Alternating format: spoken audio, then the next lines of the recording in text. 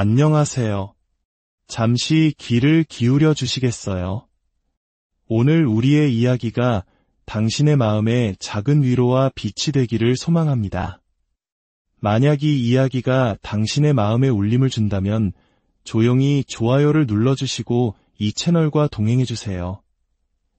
당신의 작은 움직임이 또 다른 누군가에게 하나님의 따뜻한 은혜를 전하는 통로가 될 수 있습니다.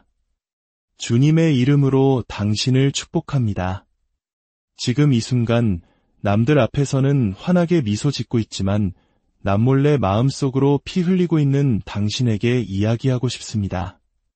모든 사람의 힘이 되어주기 위해 애쓰지만 정작 홀로 남겨진 집으로 돌아와 소리 없이 눈물 흘리는 당신에게 말하고 싶습니다. 어느새 강한 척하는 법에 익숙해지고 괜찮다는 가면을 쓰는 것이 자연스러워진 당신. 이제는 거의 믿어지지 않는 성경 구절을 억지로 되뇌며 하루를 버텨내는 당신의 지친 영혼의 말을 건넵니다. 진실은 당신의 마음이 산산조각 나버렸다는 것입니다. 그리고 아무도 그 사실을 알아채지 못하는 것 같지만 하나님은 알고 계십니다.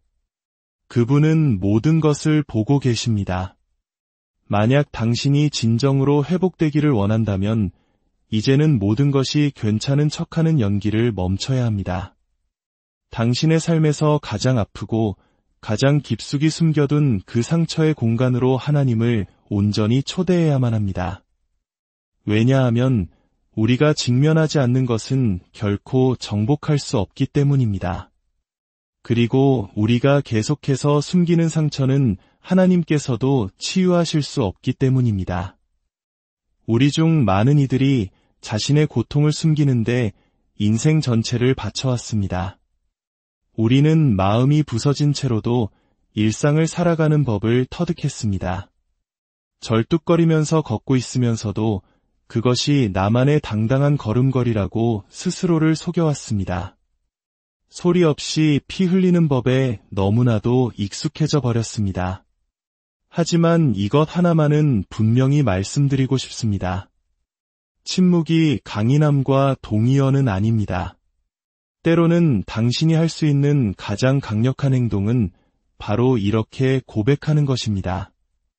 주님, 저는 괜찮지 않습니다.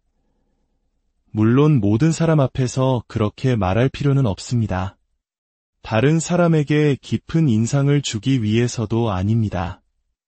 오직 당신과 하나님, 단둘만이 있는 은밀한 장소에서 그분께 솔직하게 아뢰는 것입니다.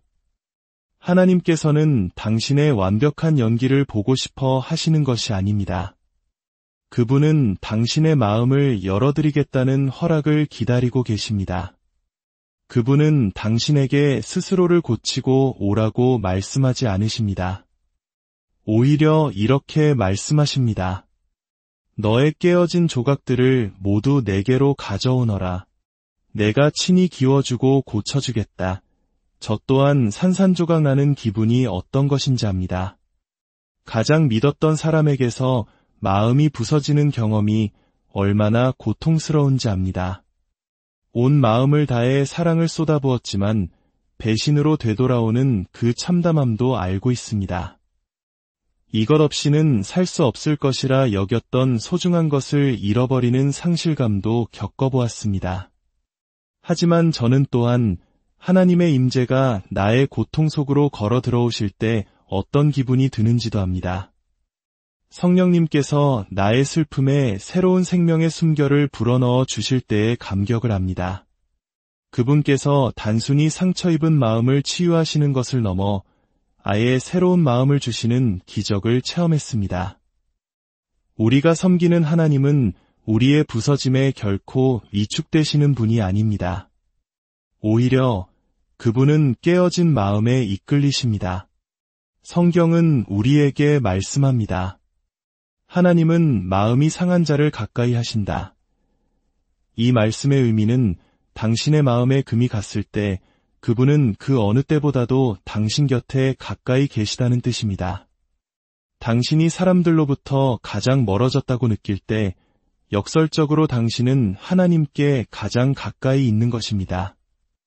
그분은 당신 영혼의 폐허 속으로 친히 걸어 들어오셔서 그 자네들 속에서 아름다운 무언가를 다시 세우기 시작하시는 분입니다.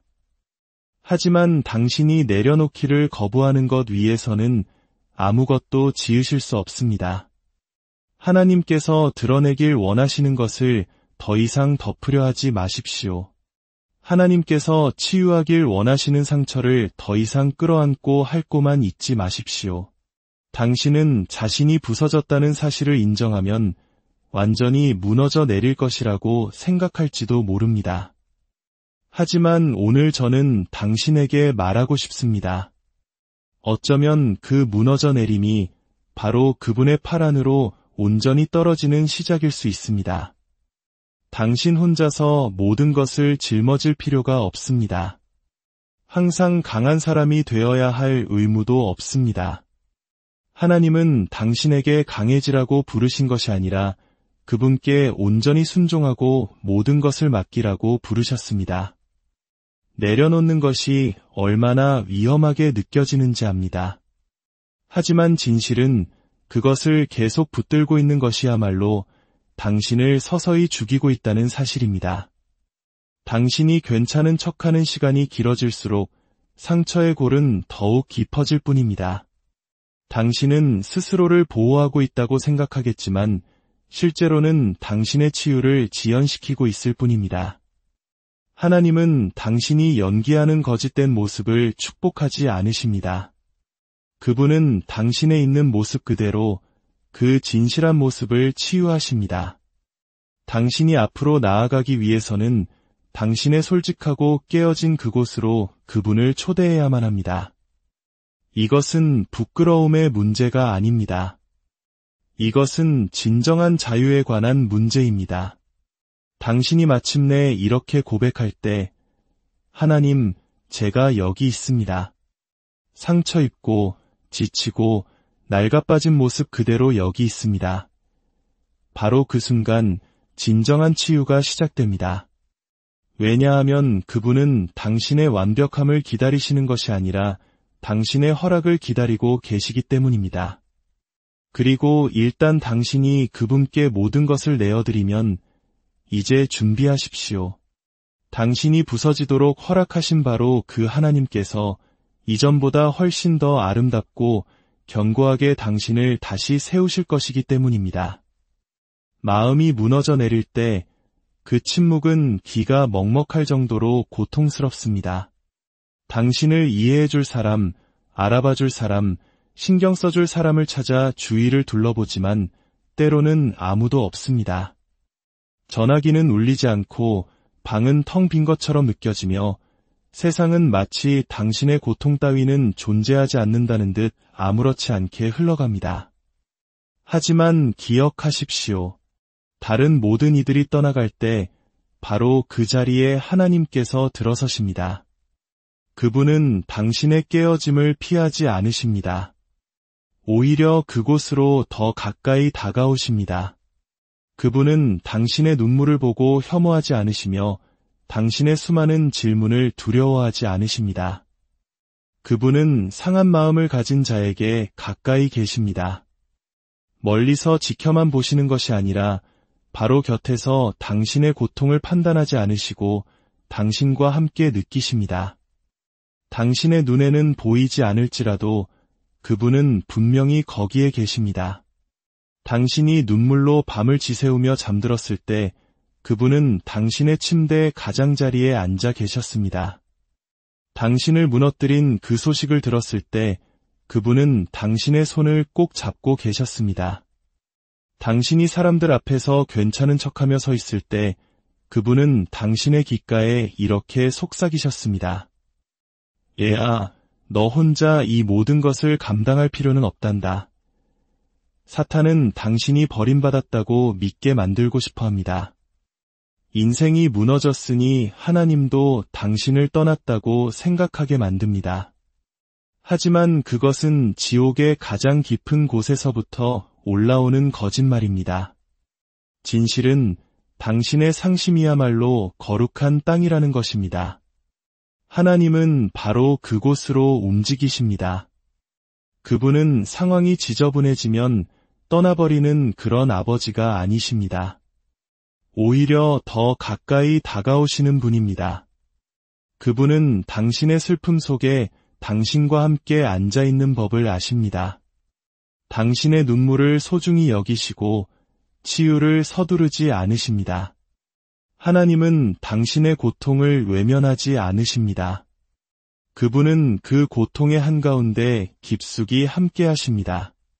당신을 일으켜 세우시기 전에 먼저 당신과 함께 우시는 분이며 당신을 인도하시기 전에 먼저 당신의 이야기에 귀 기울이시는 분입니다.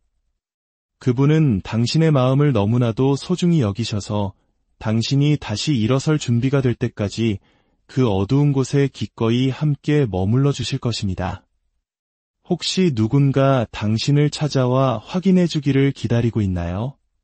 누가 내가 겪고 있는 이 일을 보고 있을까? 누가 신경이 났을까? 라고 궁금해하고 있나요? 하늘은 이렇게 대답합니다. 나는 처음부터 늘 여기에 있었단다. 친구들이 안부를 묻는 것에 지쳤을 때도 하나님은 지치지 않으셨습니다. 사람들이 당신의 슬픔을 불편해할 때도 하나님은 곁에 머무셨습니다. 다른 사람들이 왜 아직도 아파하냐고 이해하지 못할 때도 하나님은 단 한 번도 당신의 치유 과정을 재촉하지 않으셨습니다. 왜냐하면 그분은 심판관이 아니라 치유자이시며 비평가가 아니라 회복자이시기 때문입니다. 그분은 깨어진 마음을 조각 하나하나 켜켜이 다시 붙이는 방법을 정확히 알고 계십니다. 당신의 고통을 감당할 능력도 없는 사람들에게서 더 이상 인정을 구하지 마십시오. 하나님의 임재만으로 충분합니다. 그분의 사랑은 충분히 깊고 그분의 평화는 충분히 넓습니다. 그분께 당신은 결코 보이지 않는 존재가 아닙니다. 당신이 흘린 모든 눈물을 그분은 병에 담으셨고 차마 내뱉지 못한 모든 비명을 그분은 들으셨습니다. 당신의 마음이 산산조각 날 때마다 그분은 이미 그것을 치유할 길을 예비하고 계셨습니다. 폭풍 속에서 하나님을 찾아 헤맬 필요가 없습니다. 그분은 이미 당신이 탄 배 안에 함께 계십니다. 이것이 바로 당신이 다시 희망을 가질 수 있는 이유입니다. 모든 것이 해결되어서가 아닙니다. 모든 조각이 제자리로 돌아와서도 아닙니다. 단지 당신이 혼자가 아니기 때문입니다. 치유는 고립 속에서 일어나지 않습니다. 치유는 친밀함 속에서 일어납니다. 상한 마음에 가까이 계시는 하나님은 그저 당신 곁에 앉아만 계시는 것이 아닙니다. 그분은 당신 안에서 일하고 계십니다. 당신이 아무것도 느끼지 못할 때조차, 아무것도 이해되지 않을 때조차 그분은 보이지 않는 곳에서부터 당신을 다시 하나로 엮고 계십니다. 신실하게, 그리고 사랑으로. 그러니 만약 당신의 마음이 부서졌다면 아주 조금만 고개를 들어보십시오. 당신이 강해서가 아니라 그분이 강하시기 때문입니다. 당신이 아직 다 치유되지 않았을지라도 당신은 그분의 품에 안겨있기 때문입니다. 그리고 때로는 그분께 안겨있는 것이야말로 치유로 가는 첫걸음입니다. 부러진 크레파스도 여전히 아름다운 색을 낼 수 있습니다. 당신이 부서졌다는 사실이 당신이 쓸모없다는 것을 의미하지는 않습니다.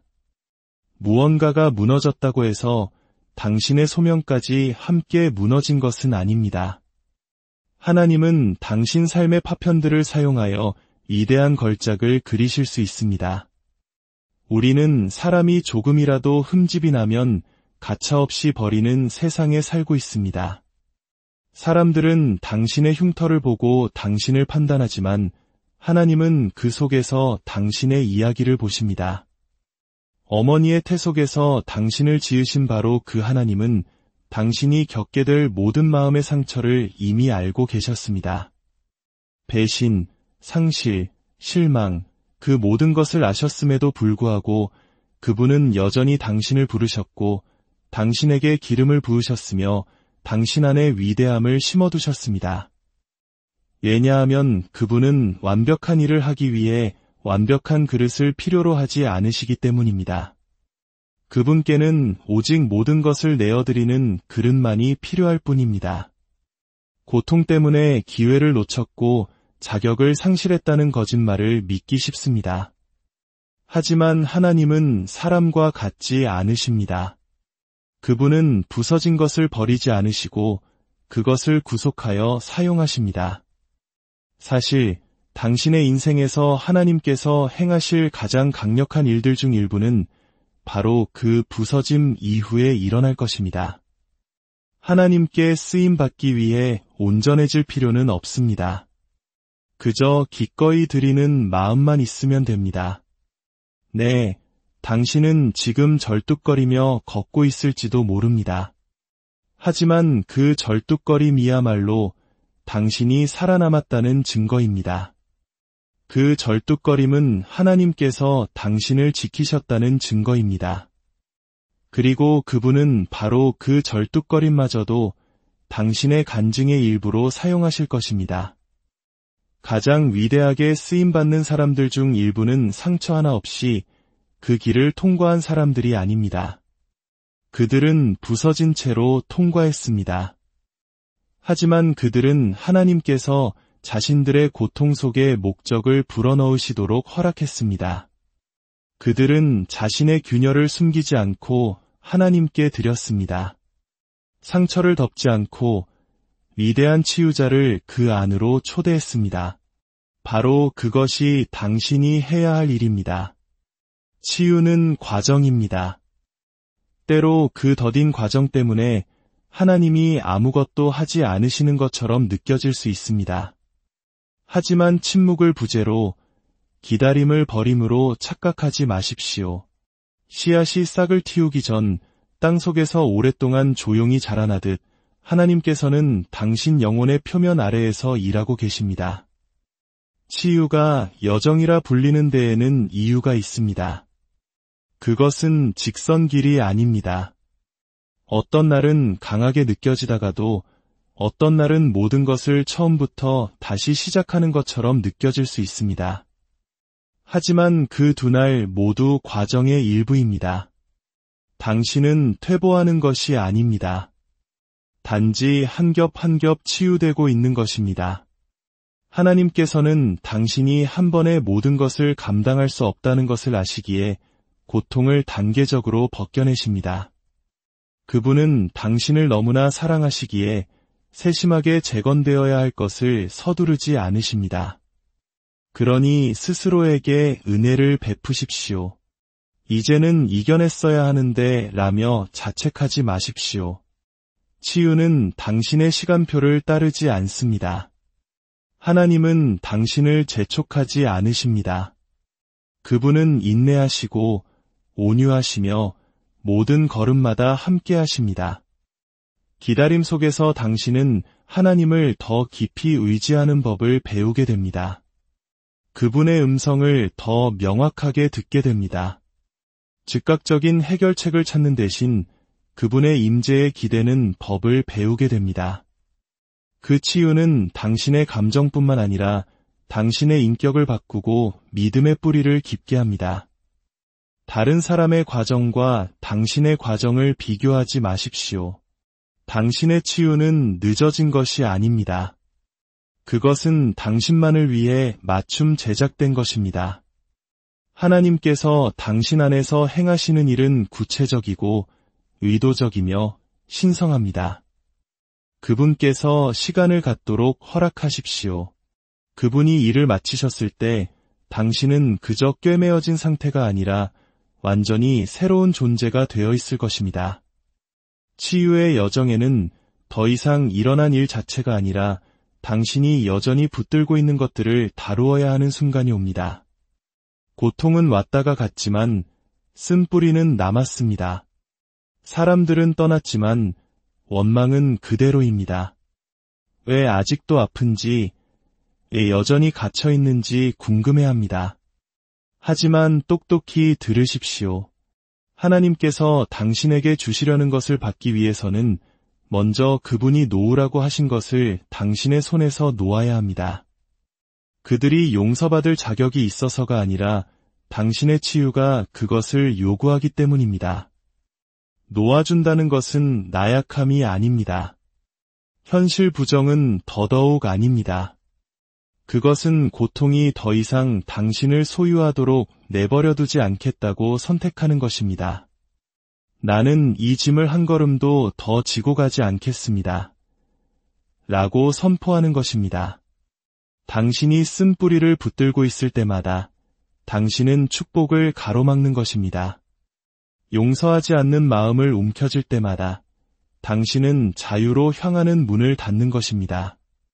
어떤 이들은 치유를 위해 기도하면서도 정작 자신을 계속 부서진 상태로 만드는 바로 그것을 보호하고 있습니다. 평화를 원한다고 말하면서 상처를 계속 곱씹습니다. 기쁨을 원한다고 말하면서 배신감을 놓지 못합니다. 새로운 것을 원하지만 당신의 마음은 낡은 고통으로 가득 차 있습니다. 이제 결정해야 합니다. 진정으로 치유되기를 원하십니까?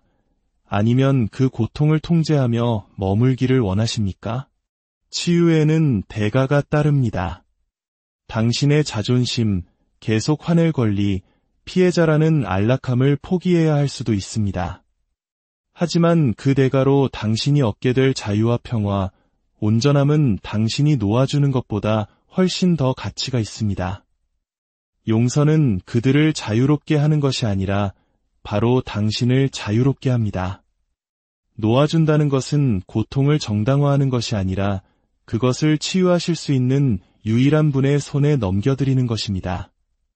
당신이 그렇게 할 때 하나님은 새로운 일을 시작하십니다.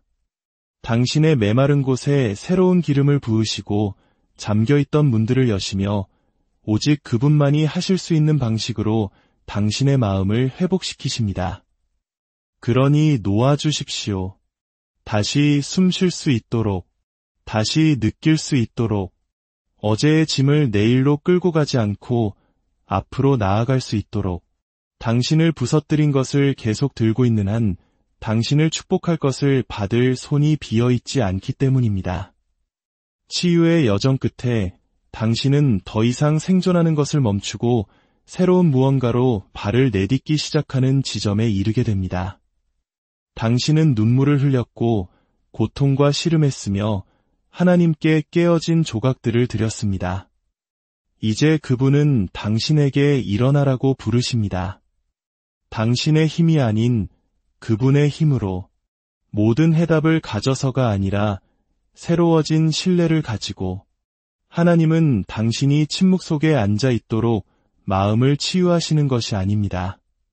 그분은 당신이 다시 살아가도록, 다시 사랑하도록, 다시 꿈꾸도록 치유하십니다.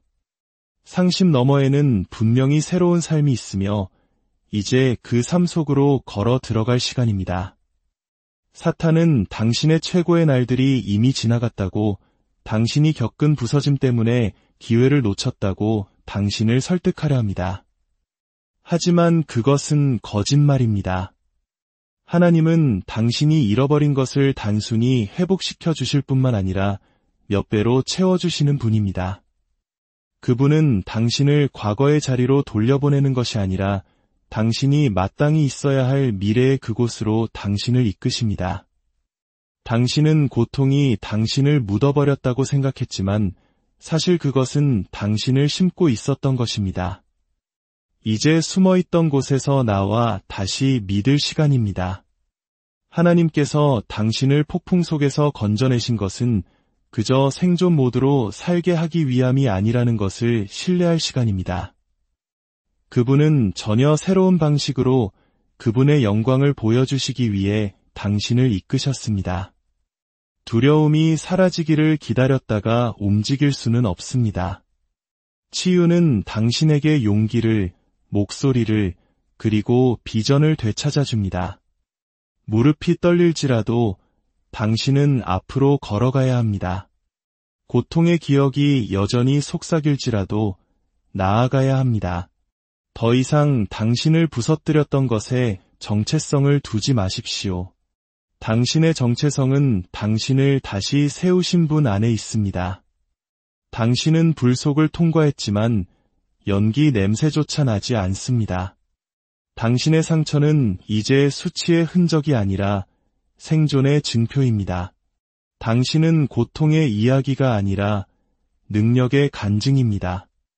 일어선다는 것은 때로는 아주 단순합니다. 아침에 일어나 다시 기쁨을 선택하는 것, 신뢰가 깨졌음에도 불구하고 다시 친절을 베푸는 것, 잠에서 깨어 하나님, 당신은 아직 저를 포기하지 않으셨음을 믿습니다. 라고 고백하는 것, 그것이 바로 힘이며 믿음이며 살아 움직이는 치유입니다. 이 모든 것은 결코 당신 한 사람만을 위한 것이 아니었습니다. 하나님은 당신이 다른 이들을 치유하는 것을 돕도록 당신을 치유하십니다. 당신이 그들을 위로할 수 있도록 당신을 위로하십니다. 당신이 다른 누군가에게 그분이 나를 위해 행하셨다면 당신을 위해서도 행하실 수 있습니다. 라고 상기시켜 줄 수 있도록 당신을 회복시키십니다. 그러니 다시 사는 것을 두려워하지 마십시오. 다시 사랑하는 것을, 다시 꿈꾸는 것을 두려워하지 마십시오. 하나님은 아직 당신을 향한 계획을 마치지 않으셨습니다. 고통은 실제였고 과정은 길었지만 그분의 약속은 그 모든 것보다 훨씬 더 위대합니다. 당신은 일어나도록 치유받았습니다. 이제 그렇게 걸으십시오. 그렇게 말하십시오. 그렇게 사십시오.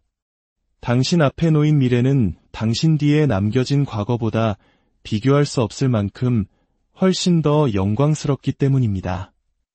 지금 이 순간 어려움 가운데 있는 모든 분들의 삶에 하나님의 놀라운 평강과 위로, 그리고 다시 일어설 수 있는 새 힘이 넘치기를 주님의